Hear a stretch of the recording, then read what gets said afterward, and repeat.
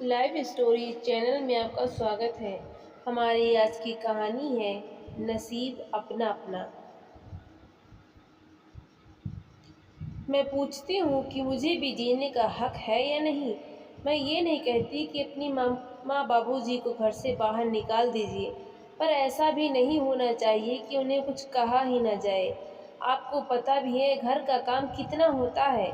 अब मैं नौकरी करूँ या घर का काम, और अगर वो लोग घर का थोड़ा सा काम कर देंगे तो कौन सी आफत आ जाएगी। अरे, इसमें शोर मचाने वाली कौन सी बात है। करते तो हैं वो लोग घर का सारा काम। अजी, क्या खाक काम करते हैं। कल भी कपड़े रख कर गई थी धोने को, एक कपड़ा अपनी जगह से हिला तक नहीं। और रसोई घर में बर्तनों का ढेर लगा है। सो अलग छोटे बेटे और बहू के कमरे से आती इन आवाज़ों को सुनकर अपने कमरे में बीमारी की हालत में लेटी हुई शोभा जी उदास हो गई। सोचने लगी, अभी आता ही होगा बेटा मेरे कमरे में मुझे समझाने के लिए कि माँ घर का काम किया करो। हम भी दिन भर मज़े नहीं लूट रहे हैं। नौकरी पर जाते हैं तब जाकर 2 वक्त की रोटी नसीब होती है आप लोगों को। इतने में बातें सोच ही रही थी कि देखा सामने उनका सुपुत्र हाजिर था, जिसे अच्छी तरह समझा बुझाकर माँ बाबूजी के पास ऐसे भेजा गया था जैसे किसी सैनिक को युद्ध भूमि में भेजा जा रहा हो। बस फिर क्या था, लगा दोहराने उन सभी बातों को। माँ जी बोली, बेटा तुझे पता है ना, घुटने तो मेरे पहले ही काम नहीं कर रहे थे। 2 दिन से बुखार में पड़ी हूँ। मेरी हिम्मत तो खड़े होने की भी नहीं हो रही है। बूढ़ी हड्डियाँ हैं, कभी तो जवाब दे ही देती हैं। फिर भी जैसे तैसे मैं और तेरे बाबूजी मिलकर अपना खाना पका कर खा लेते हैं। कल तो नाश्ता भी तेरे बाबूजी ने ही बनाया था, तो माँ बाकी के काम भी करवा लेती बाबूजी से। बातों के बाढ़ छोड़ता हुआ छोटा बेटा विनय नौकरी के लिए निकल गया, साथ में उसकी पत्नी सरिता भी। शोभा जी, जब अपना ही शरीर साथ ना दे तो कोई सगा नहीं होता, चाहे अपना बेटा ही क्यों न हो। जब तक आप दौड़ दौड़ कर काम कर रही थी, तब तक तो बहू माँ जी करते हुए आपके आगे पीछे दौड़ती थी, हंसती बतियाती थी। कुछ दिन की बीमारी ने ही हमें एहसास करा दिया कि हमारी इस घर में कितनी इज्जत है। आनंद जी बोले, एक बात तो है श्रीमती जी, जब तक बड़ा बेटा और बहू हमारे साथ थे, वो हमें किसी तरह की कोई परेशानी नहीं होने देते थे। चाहे आपको लाख बुरे लगते हों, लेकिन दिल के साफ थे वो दोनों। बड़े बेटे बहू का नाम सुनते ही शोभा जी के दिल में एक भूख सी उठी। जाने कितनी ही कड़वी मीठी यादें उनके समुद्र रूपी दिल में हिलोरे ले रही थी। अभी 4 साल ही हुए थे बड़ी बहू संध्या को ब्याह कर लाए इस घर में। नैन नक्श आकर्षक थी, मगर सांवले रंग की थी। सभी कामों में सुघड़ थी, लेकिन जो भी काम करती थी उसमें शोभा जी को कोई न कोई नुक्स नजर आता, तो भी हंसकर माफी मांग लेती थी। गरीब घर की थी, इसलिए दान दहेज ज्यादा नहीं आया था। पढ़ी लिखी भी थोड़ा कम थी, तभी शायद आंखों में खटकती थी सासू माँ की। छोटी ननद रेखा और देवर का भी पूरा सम्मान करती थी। फिर भी न जाने क्यों वो लोग उसे कभी सम्मान नहीं दे पाए। सभी को घर की मुर्गी दाल बराबर ही लगती थी, लेकिन पति प्रकाश उसका पूरा सम्मान करता था और प्यार देता था, तो संध्या को भी कोई शिकायत नहीं रहती थी। कुछ समय बाद उसकी ननद रेखा का रिश्ता भी अच्छे घर में तय कर दिया गया। लड़का विदेश में सेटल था। शादी के समय बड़े बेटे और बड़ी बहू ने दौड़ दौड़ कर सारे काम किए, शादी अच्छे से निपटाई। थोड़ा ही समय बीता था कि छोटे बेटे विनय का भी विवाह कर दिया गया। जब छोटी बहू घर आई तो सभी ने जोरों शोरों से स्वागत किया। स्वागत? जी हाँ, वो तो होना ही था। दान दहेज से घर जो भर दिया था उसके माता पिता ने। ऊपर से पढ़ी लिखी भी ज्यादा थी, दिखने में खूबसूरत, गोरा रंग और सुंदर नैन नक्श।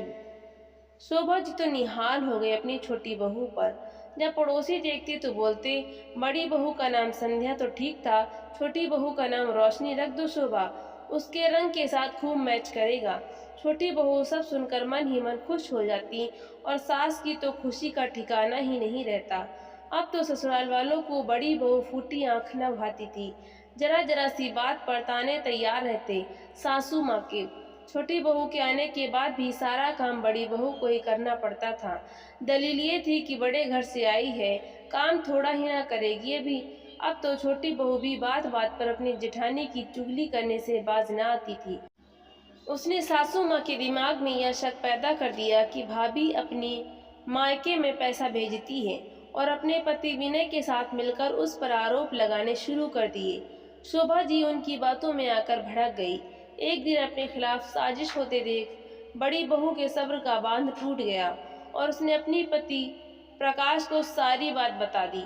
यूं तो प्रकाश किसी मुद्दे पर बोलता नहीं था, लेकिन अब वो चुप ना रह पाया। माँ, संध्या घर का सारा काम करती है, दिन रात आपकी सेवा में हाजिर रहती है, और बदले में आप उसी पर आरोप लगा रही हैं कि वो मायके में पैसा देकर आती है। ऐसा करना तो दूर की बात है, वो ऐसा सोच भी नहीं सकती। कल की आई पत्नी की तरफदारी करता है और हमारे सामने आंखें दिखाता है। नालायक, निकल जा हमारे घर से बाहर, कोई ज़रूरत नहीं है तुम दोनों की यहाँ। बड़े बेटे और बहू को बगावत के जुर्म में घर से बाहर का रास्ता दिखा दिया गया और पिताजी ने उसे ज़्यादा से भी बेदखल कर दिया। मकान और दुकान छोटे बेटे के नाम कर दिए गए और यहाँ से शुरू हुई हंसते खेलते परिवार की बर्बादी की दास्तान। अब घर पर केवल विनय और उसकी पत्नी का ही राज था। माता पिता तो उनके हुक्म के गुलाम थे। बिगड़ा हुआ तो विनय बचपन से ही था और अब उसे जुआ खेलने की आदत भी पड़ गई थी।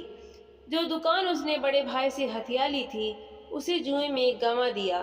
अब घर और परिवार की कमाई का एकमात्र साधन भी खत्म हो गया और आर्थिक तंगी से निपटने के लिए विनय और उसकी पत्नी ने नौकरी करना शुरू कर दिया। उस दिन के बाद पिताजी बेरोजगार होकर घर पर बैठ गए और इस हालत में पहुंच गए। क्या हुआ श्रीमती जी, कहाँ खो गई? अरे, तुम्हारी आंखों में आंसू, क्या हुआ? आनंद जी अपनी पत्नी से बोले। संध्या बहू की याद आ गई। बड़ी भली है बेचारी, लेकिन हमने जो उन लोगों के साथ किया, भगवान उसके लिए कभी माफ नहीं करेगा हमें। वही सजा तो हम लोगों को मिल रही है। भाग्यवान। खैर छोड़िए, छोटी बहू कपड़े धोने के लिए कह गई थी। तुम्हारी तबीयत ठीक नहीं है तो मैं धो देता हूँ। कहते हुए आनंद जी उठकर बाथरूम में चले गए। अभी अंदर गए ही थे कि बाथरूम में से एक जोरदार आवाज आई और आनंद जी चिल्लाने लगे। उनकी पत्नी का कलेजा मुंह को आ गया। कांपती टांगों के साथ चलती हुई बाथरूम तक पहुंची तो देखा आनंद जी फर्श पर गिरे हुए हैं और उठने में लाचार है। हिम्मत जुटाकर बड़ी मुश्किल से उन्हें जैसे तैसे अपने सहारा देकर उठने में सहायता की और कमरे तक ले गईं। आनंद जी कमर दर्द से कराह रहे थे। शोभा जी उन्हें मलहम लगाने लगीं। उनकी आंखों से अश्रुधारा रुकने का नाम ही नहीं ले रही थी। सुबह से दोनों ने कुछ खाया पिया भी नहीं था। बीमारी के कारण शोभा जी भी खाना बनाने में असमर्थ थी। कुछ फल रखे हुए थे, उन्हें काट कर ले आई और जैसे तैसे दोनों ने पेट भरा। थोड़ी देर तक जब दर्द कम नहीं हुआ तो शोभा जी ने विनय को फोन किया। बेटा, तेरे बाबूजी बाथरूम में फिसल कर गिर गए हैं, जल्दी आ जाओ, डॉक्टर के पास लेकर जाना है उन्हें। अरे माँ, मेरे पास अभी इतना समय बिल्कुल भी नहीं है और शाम को भी जरूरी मीटिंग है, रात को ही आ पाऊंगा, कहकर विनय ने फोन रख दिया। शाम को जब छोटी बहू आई तो कपड़ों का ढेर जस का तस देखकर बरस पड़ी सास ससुर पर। माँ जी, 2 दिन से कपड़ों का ढेर लगा है, इतना नहीं कर सकते थे घर बैठे आप दोनों कि ये कपड़े ही मशीन में धुलने डाल देते। बहू, तुम्हारे बाबूजी कपड़े ही धोने जा रहे थे कि बाथरूम में फिसल गए और यह हालत हो गई इनकी। और तुम हो कि थोड़ी देर पहले जिन आंसुओं को बड़ी मुश्किल से शांत करके बैठी थी, फिर से बह निकले।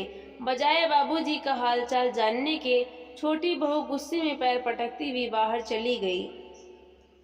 रात को विनय के आते ही छोटी बहू ने उसके कान भर दिए। माँ ने उसे आवाज दी, विनय बेटे, अपने बाबू का हाल तो जान ले। देख किस हालत में पड़े हैं बेचारे। माँ, मैं थका हारा हुआ अभी घर लौटा हूँ, थोड़ी देर आराम भी नहीं करने देते आप मुझे। और क्या हुआ है बाबूजी को? ठीक ही तो दिख रहे हैं।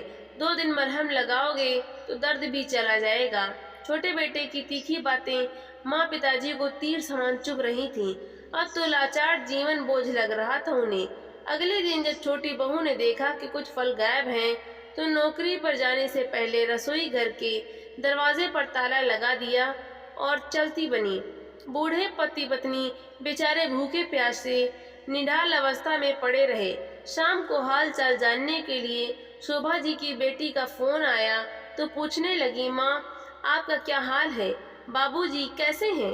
बेटी की आवाज़ सुनकर और अपनापन पाकर शोभा जी अपने असीमित दुख को छुपा न सकी और रोते रोते सारा हाल सुना दिया। अपनी माँ की बेबसी भरी आवाज़ ने बेटी रेखा के दिल को जैसे चीर कर रख दिया। उसे कुछ समझ नहीं आया कि क्या करे। मीलों दूर जो थी उनसे अगले दिन उसने अपने बड़े भाई प्रकाश को फोन लगा दिया। इतने समय बाद अपनी बहन का फोन देखकर प्रकाश हैरान सा रह गया। फोन उठाते ही रेखा रो पड़ी और माँ बाबूजी के साथ हो रहे अत्याचार की कहानी एक ही सांस में कह सुनाई। ये सब सुनकर प्रकाश की हैरानी का ठिकाना न रहा। उसने तुरंत अपनी पत्नी संध्या को अपने साथ चलने को कहा। उसे रास्ते में सारी बात कह सुनाई। घर पहुंचकर देखा तो माँ बाबूजी बेहाल अवस्था में भूखे प्यासे पड़े थे। उनकी बेबसी ने बड़े बेटे और बहू की दिल को अंदर तक छील कर रख दिया। अपने बेटे प्रकाश और बड़ी बहू को इतने समय बाद देखकर उनकी आंखों में चमक आ गई। प्रकाश, बड़ी बहू, तुम दोनों यहाँ? अजी देखिए, हमारे बच्चे आ गए। माँ की करुणा और वेदना मिश्रित सुर सुनकर प्रकाश की आंखें आंसुओं से सराबोर हो गईं। माँ, बाबूजी, आप इतने समय तक इतने दुख सहन करते रहे, मुझे एक फोन नहीं कर सकते थे? क्या अभी तक हमसे नाराज हैं? कहते हुए प्रकाश फफक कर रो पड़ा। बेटा, हम लोगों ने जो तुम्हारे साथ व्यवहार किया उसके लिए हम बहुत शर्मिंदा हैं। ये हमारे उन्हीं कर्मों की सजा है जो भगवान हमें दे रहा है। बाबूजी रूंधे गले से बोले। उधर अपराध बोध की भावना के कारण माँ जी बड़ी बहू से नजरें मिलाने में भी असमर्थ थी। चलिए माँ जी, पिताजी, पहले हम आपको अस्पताल ले चलते हैं और उसके बाद आप लोग हमारे साथ ही रहिएगा। बड़ी बहू ने आदर पूर्वक कहा। हमने बहुत अन्याय किया तुम्हारे साथ और तुम दोनों हमारी परेशानी के बारे में सुनते ही दौड़े दौड़े आ गए। बड़ी बहू, मैं तुम्हारी गुनहगार हूँ। यदि वक्त रहते मैंने सही इंसान की पहचान कर ली होती तो आज तक हमें यह सब न देखना पड़ता। मुझे माफ़ कर दो, मैं बहुत बुरी हूँ। मैं तुम्हारे सेवा भाव और प्यार को पहचान ही नहीं पाई। पता नहीं क्या क्या बुरा सोचती रही तुम्हारे बारे में। कहते हुए माँ ने बड़ी बहू को अपने गले से लगा लिया। माँ की आंखों से आंसुओं की धारा बहती रही, जिसने बरसों से उनके मन में बसे मैल को धो डाला। बस माँ जी, जो हो गया सो हो गया। अब पुरानी बातों को याद करके कोई फायदा नहीं। आपने हमें अपना लिया, यही हमारे लिए बहुत बड़ी बात है। कहते हुए बड़ा बेटा बहू उन्हें अस्पताल ले गए। लेकिन बेटा, अस्पताल में बहुत खर्चा होगा। आप चिंता ना करें माँ, सब इंतजाम हो जाएगा। प्रकाश ने माँ जी को आश्वासन देते हुए कहा, आपके आशीर्वाद से मुझे भी अच्छी नौकरी मिल गई है और आपकी बहू भी घर पे सिलाई कढ़ाई का काम करके अच्छा कमा लेती है। अब हमें पैसे की कोई परेशानी नहीं है। अस्पताल से इलाज पाकर अब माँ बाबूजी पूरी तरह से स्वस्थ हो चुके थे। अस्पताल से बड़े बेटा और बहू माँ पिताजी को अपने साथ अपने घर में ले आए, जहाँ वो किराए पर रहते हैं। देखिए माँ जी, ये है हमारा सपनों का घर। माँ बाबूजी, आपको भूख लगी होगी, मैं आपके लिए खाना बनाकर लाती हूँ। कहते हुए बड़ी बहू रसोई घर में चली गई और फटाफट खाना बनाने लगी। थोड़ी ही देर हुई थी कि बड़ी बहू ने लजीज खाना तैयार करके माँ बाबूजी के सामने हाजिर कर दिया। माँ बाबूजी, जिन्होंने इतने दिनों से अच्छा खाना नहीं खाया था। खाना देखते ही उनकी आंखों में आंसू आ गए।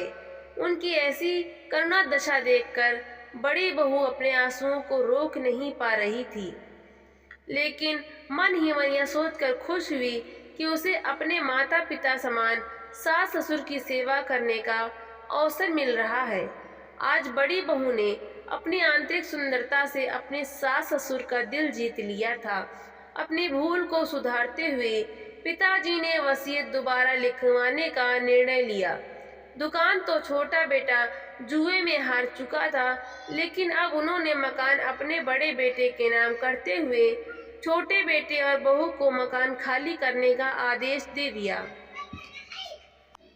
बड़ी बहू ने मेहनत, त्याग और अपनेपन से अपने सास ससुर के दिल में जगह बना ली। आज इस सोच की जीत हुई है कि सूरत नहीं, सीरत अच्छी होनी चाहिए। इस कहानी से हमें यह शिक्षा मिलती है कि किसी की सूरत नहीं बल्कि सीरत देखकर उसका आदर और सत्कार करो, क्योंकि सूरत ईश्वर की देन है, अपितु सीरत उसकी खुद की। तो दोस्तों, आपको ये कहानी कैसी लगी? लाइक करें, शेयर करें और कमेंट करके हमें ज़रूर बताएं और सब्सक्राइब करना बिल्कुल भी ना भूलें। तो मिलते हैं अगली कहानी के साथ। बहुत बहुत धन्यवाद।